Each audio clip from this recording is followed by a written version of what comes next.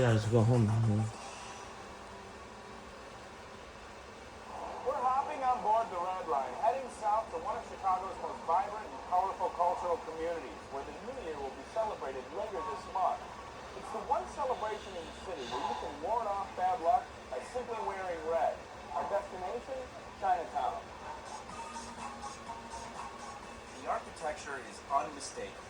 The food here, unforgettable. Chinatown is simply unlike any other neighborhood in the city. Gene Lee knows that firsthand.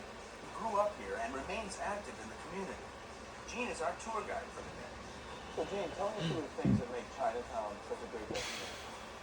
Well, to start off with, there are 7 Chinese restaurants. Fine Chinese dining, many different cuisines for Chinese food from China. And how old would you say the community is? How long has this community been here? My understanding that the first Chinese settled here approximately 1870. Today, Chinatown is a strong, vibrant, family-oriented community. And from the moment you step off the CTA's Red Line onto the platform of the Cermak Chinatown stop, you know you're visiting a unique place. This station has been so important to our community, not only for the visitors to be able to have easy access to come here, but just for the community itself to be able to go out to other areas. In 2002, the Cermak Chinatown stop was adopted by the Chinatown Chamber of Commerce, and the commitment is reflected in the Chinese art that you see all around.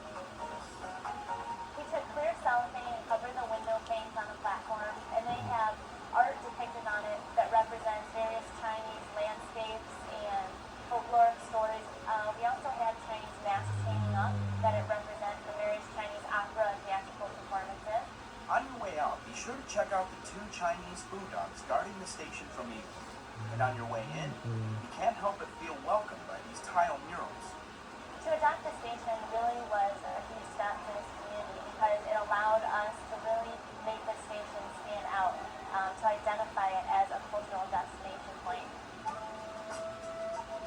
New to Chinatown, another welcoming sign, the Nine Dragon Wall, just unveiled this month. The Nine Dragon Wall, which is right next to the Red Line station, is a newest feature built here in Chinatown. It's another enhancement feature that we hope would attract tourists from throughout the city, the state, and the Midwest. The wall is a replica of the famous Nine Dragon Wall in Beijing, China. Chicago and Toronto are the only other cities in the world to have one. It was all handmade, imported, shipped from Beijing, China. Oh, that's wow. Just about everyone is familiar with the Chinatown Archway, but did you know that it's loaded with symbolism? You notice that it's in green, red, and gold primary colors. The green tiles, the red panels, and the gold lettering. Those 3 colors come up again and again because in Chinese belief, they symbolize green for grass, foliage for life, red for blood, vitality, and health, and gold is for the precious commodity of wealth. Richard Crowe has spent a number of years studying Chinatown's unique flavor, and what intrigues him is the ever-present feeling of the supernatural, which some believe exists because of its location. This is actually an Indian burial ground that they're on top of. So they have to take special magical precautions to make sure they don't have trouble with the unsettled spirits in the early days. And to ward off maybe some of those unsettled spirits, I understand it's a tradition to wear red. Well, red is a very important color, especially for a traditional Chinese wedding. The bride never wears white in a traditional Chinese wedding.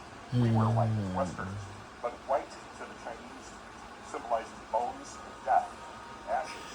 Red is that good luck number that chases away any evil prowlers. Something else that wards off evil spirits?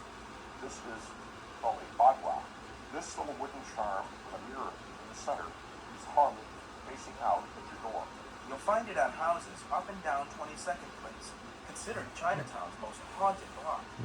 But at the end of the block, there's a way to cast good luck on yourself. You can see in the mouth of Mr. Fudon is a ball cut loose. And the tradition is you roll the ball around 3 times clockwise. 3 times is a special spiritual good luck number for the past and present. Congratulations, you get elected. Congratulations, now you go out and buy a lottery. All right. If you plan on visiting Chinatown, January is a great month to do so. That's because the Chinese New Year will be celebrated. January 22nd is Chinese New Year's Day. There's a big celebration here in Chinatown will be January 25th. At the center of the celebration, the Chinatown New Year Parade. It may be the year of the monkey, but the lion always gets a lot of attention. So, Gene, tell me the significance of the lion dance. The lion dance is known as the traditional Chinese lion dance, and what it symbolizes is to welcome in the Lunar New Year. The parade is always a great way to experience Chinatown. And while you're here, check out the Chinatown Library. Its large collection of Chinese books, magazines, newspapers, videos, and CDs. And be sure to visit the many shops along Wentworth Avenue. It's easy to get to Chinatown on the CTA. Here's how.